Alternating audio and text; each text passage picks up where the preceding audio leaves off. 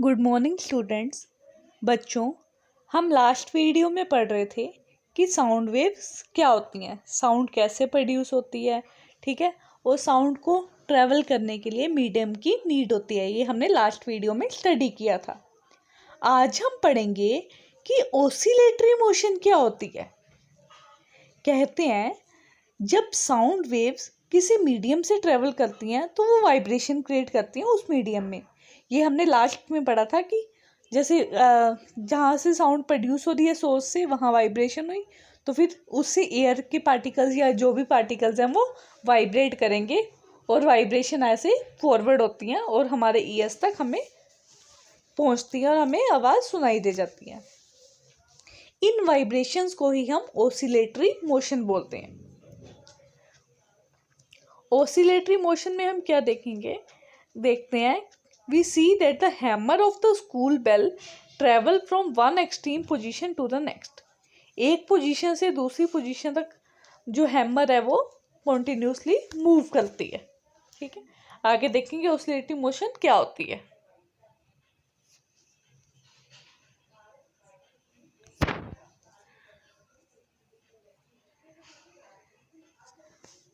फिर आता है हमारे बच्चे एम्पलीट्यूड ऑफ साउंड, और इसी से हम पढ़ेंगे कि ऑसिलेटरी मोशन हमारी क्या होती है। देखो, अगर हम ध्यान से देखें तो ये इसमें हमने क्या किया, किसी ऑब्जेक्ट को एक थ्रेड के साथ बांध दिया, ठीक है। ये है पेंडुलम, इसको पेंडुलम बोलते हैं, ठीक है। यहाँ एक कोई चीज़ बांध दी हमने, कोई हैवी सी चीज़।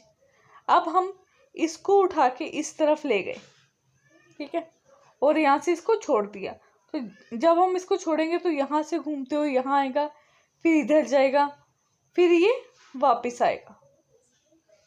तो ये जो इधर से इधर ऐसे मोशन हो रही है, इसको हम बोलते हैं ऑसिलेटरी मोशन। जहां तक ये एंड तक जा रहा है, ये वाली कंडीशन, इसको बोलते हैं हम एक्सट्रीम पोजीशन, और जहां से स्टार्ट हुआ था उसको बोलते हैं हम मीन पोजीशन। मीन पोजीशन और एक्सट्रीम पोजीशन के बीच का जो डिफरेंस है उसको हम बोलते हैं एम्पलीट्यूड, साउंड का amplitude. The maximum distance traveled by the vibrating hammer from its mean position will be its amplitude of vibration। Mean position से जितना मैक्सिमम डिस्टेंस वो ट्रेवल करेगा कोई भी ऑब्जेक्ट, वो क्या होगा, उसका amplitude. Similarly, let us consider a particle of a medium that is vibrating during the propagation of sound। हमने एक मीडियम का पार्टिकल ले लिया जो वाइब्रेट कर रहा था साउंड की प्रोपेगेशन के टाइम पर। The maximum distance travelled by this particle from its mean position will be it's amplitude. जो मैक्सिमम डिस्टेंस वो पार्टिकल ट्रेवल करेगा अपनी मीन पोजीशन से, उसको ही हम एम्पलीट्यूड बोलेंगे।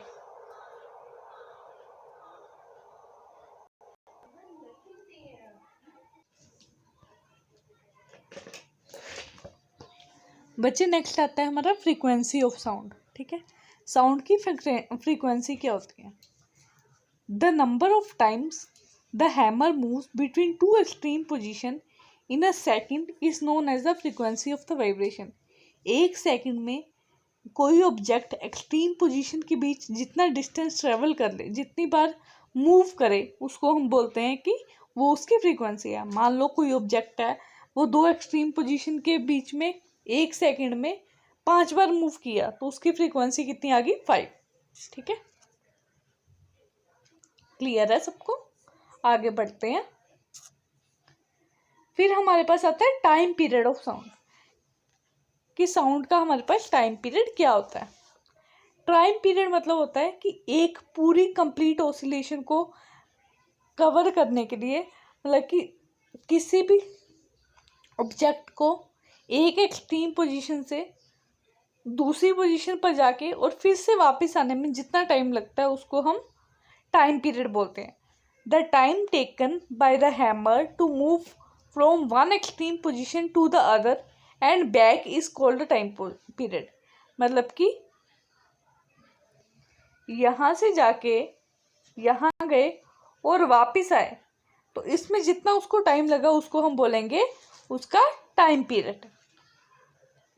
Let us consider a particle of a medium vibrating during the propagation of sound. कहते हैं कि हम एक पार्टिकल को कंसीडर कर लेते हैं जो वाइब्रेट हो रहा है प्रोपगेशन ऑफ साउंड के टाइम पर।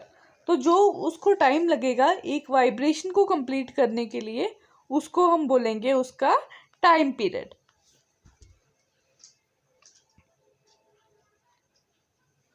अब एक एक्सपेरिमेंट करते हैं। हमने क्या किया, एक थर्माकोल की बॉल ली, ठीक है, और एक ग्लास लिया, ठीक है।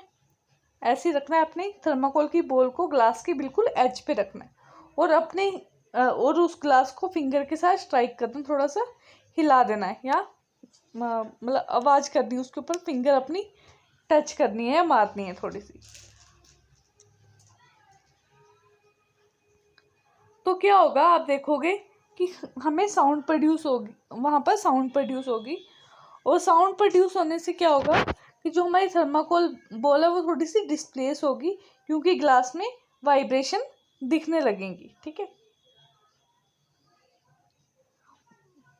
तो जो बॉल की डिस्प्लेसमेंट है, जितनी बॉल अपनी पोजीशन से डिस्प्लेस हुई, वो हमें क्या बताएगा कि ये उस साउंड का एम्पलीट्यूड है।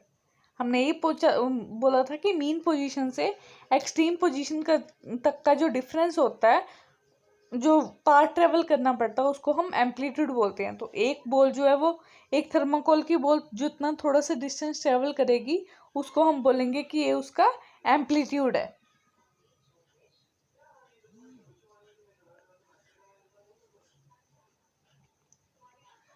कहते कि क्या होगा अगर हम ग्लास को जोर से स्ट्राइक करें, तो ठीक है, तो बॉल की डिस्प्लेसमेंट ज़्यादा होगी और साउंड लाउडर होगी। इसका मतलब कि अगर डिस्प्लेसमेंट ज़्यादा होगी तो एम्पलीट्यूड भी ज़्यादा होगा और साउंड भी लाउड होगी।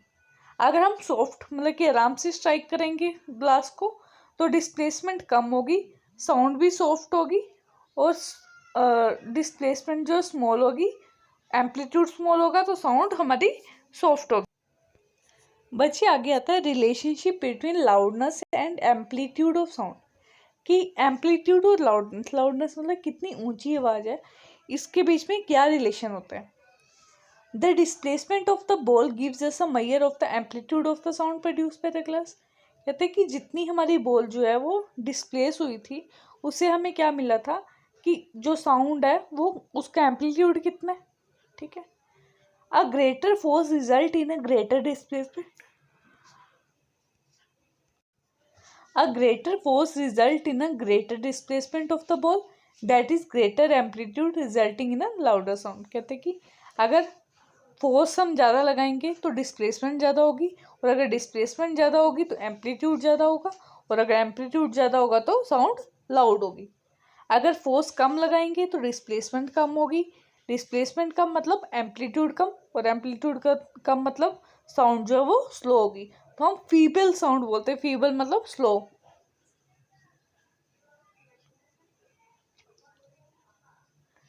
अब ये दो इंस्ट्रूमेंट है, एक विसल है एक ड्रम्स है, ठीक है।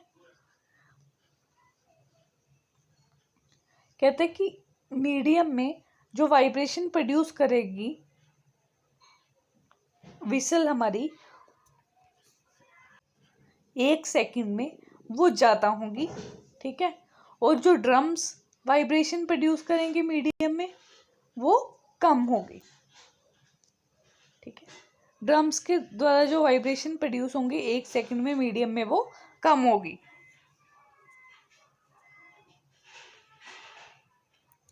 This difference in the sound that we hear is due to the pitch of the sound. ये जो डिफरेंस आ रहा है, जो हमें सुनाई दे रहा है, वो किसकी वजह से है, साउंड की पिच की वजह से। अब साउंड की पिच क्या होती है, द पिच और द श्रिलनेस ऑफ साउंड, या पिच बोलो या श्रिलनेस बोलो, is determined by the frequency of the vibration. किससे डिटरमाइन कर सकते हैं हम, वाइब्रेशन की फ्रीक्वेंसी से। It is measured using a unit called hertz. इसको हम मेजर करते हैं एक यूनिट में जिसको बोलते हैं hertz. The number of vibrations पर सेकंड, 1 सेकंड में कितनी वाइब्रेशन होती हैं वो हम बोलते हैं फ्रीक्वेंसी या पिच। पिच मतलब कितनी तीखी आवाज है या कितनी बोल्ड आवाज है, ठीक है। Higher the frequency of the sound, कहते हैं जितनी साउंड की फ्रीक्वेंसी ज़्यादा होगी उतनी उसकी पिच भी हाई होगी और साउंड जो वो श्रिल होगी, ठीक है। अगर फ्रीक्वेंसी लो होगी तो पिच भी लो होगी और साउंड जो है वो कम श्रिल होगी, ठीक है। पियानो की हर की जो है पिच डिफरेंट होती है और पिच इंक्रीज करती है लेफ्ट से राइट की तरफ। बच्चे दो तरह की रेंज होती है, Audible range and inaudible range. Audible range वो होती है जो हम सुन सकते हैं। तो ऑडिबल रेंज कहाँ से कहाँ तक होती है? 20 हर्ट्ज से 20,000 हर्ट्ज तक, ठीक है। इस रेंज में जो साउंड्स फॉल करती हैं उनको हम ऑडिबल साउंड्स बोलते हैं और ये वही साउंड है जिनको हम सुन सकते हैं। नेक्स्ट आती है हमारे पास इनऑडिबल रेंज। इनऑडिबल रेंज वो रेंज होती है जिसकी साउंड हमें जिस रेंज में हमें साउंड सुनाई नहीं देती। तो 20 हर्ट्ज से पहले वाली जो रेंज है, मतलब कि 20 हर्ट्ज से अगर कम फ्रीक्वेंसी की साउंड होगी तो वो हमें नहीं सुनाई देगी, या 20,000 हर्ट्ज से मोर की साउंड हमें नहीं सुनाई देगी। तो ये होती है इनऑडिबल रेंज, ठीक है।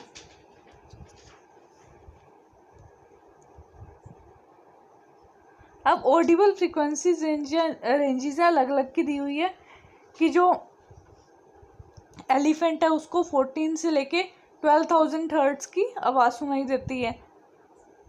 ह्यूमन बीइंग को 20 हर्ट्ज से 20,000 हर्ट्ज की सुनाई देती है। कैट को 48 हर्ट्ज से 75,000 हर्ट्ज की आवाज़ सुनाई देती है। डॉग को 64 हर्ट्ज से 46,000 हर्ट्ज की आवाज़ सुनाई देती है। और जो सबसे ज़्यादा आवाज़ सुनाई देती है उसको बैट को होती है, वो 7,000 हर्ट्ज से 2 लाख हर्ट्ज तक आवाज़ सुनाई देती है। तो ये डिफरेंट डिफरेंट रेंजेस है कि किसको कितनी आवाज़ सुनाई देती है। आगे आता है नॉइस एंड नॉइस पोल्यूशन, ठीक है। बच्चे म्यूज़िक होता है जो हमें सुनने में अच्छा लगे, लेकिन अगर वही म्यूज़िक बहुत लाउड बजने लग जाए, ठीक है, या हम बोल रहे कि हम किसी ट्रैफिक में खड़े तो कार के हॉर्न्स बजी जा रहे हैं तो उससे हमारा सिर फटने लग जाता है, ठीक है। तो वो हमें अच्छे नहीं लगते हैं।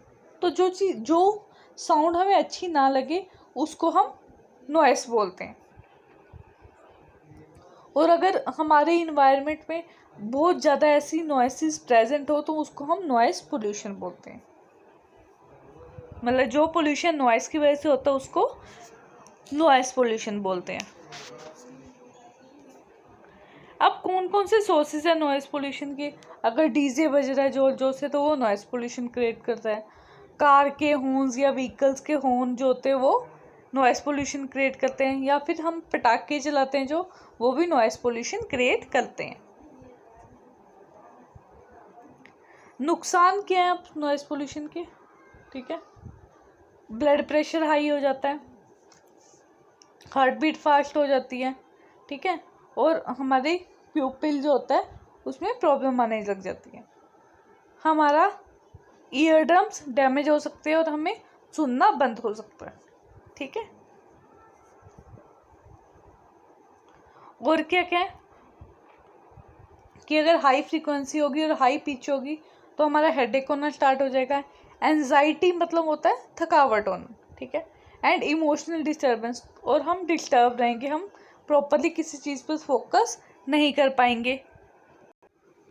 अब कौन कौन से मेथड है जिससे हम नॉइस पोल्यूशन को कम कर सकते हैं? ठीक है, damping the produce noise to reduce is affect, मतलब कि हम नॉइस को ज़्यादा क्रिएट ना करें, मतलब कि ज़्यादा ऊंची आवाज़ में किसी भी चीज़ को ना चलाएं, ठीक है। Using noise emission policies and regulation, जो मतलब कि लिमिटेशन है कि हमें इतनी वॉल्यूम में ये चीज़ सुननी चाहिए, तो वो सारी पॉलिसीज़ को हम अप्लाई करें।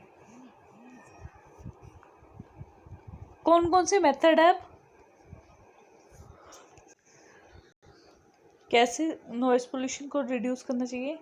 साइलेंसिंग डिवाइसेस के जो मतलब कि साइलेंट डिवाइसेस है उनको यूज़ करना चाहिए जिसमें से ज़्यादा आवाज़ नहीं आती।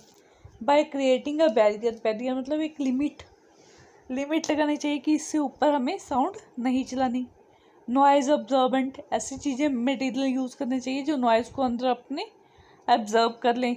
साउंड प्रूफ रूम्स, ऐसे रूम बनाने चाहिए जिसके बाहर साउंड ना जा सके। ईयर प्लग्स मतलब हेडफोन्स लगाने चाहिए। कंस्ट्रक्टिंग बैरियर्स, अगर कहीं कंस्ट्रक्शन हो रही है तो वहाँ पर बैरियर लगाने चाहिए ताकि वो नॉइज़ बाहर ना जा सके। ट्रीज़ प्लांट करने चाहिए, ट्रीज़ भी नॉइज़ पोल्यूशन को रिड्यूस करने में हेल्प करते हैं।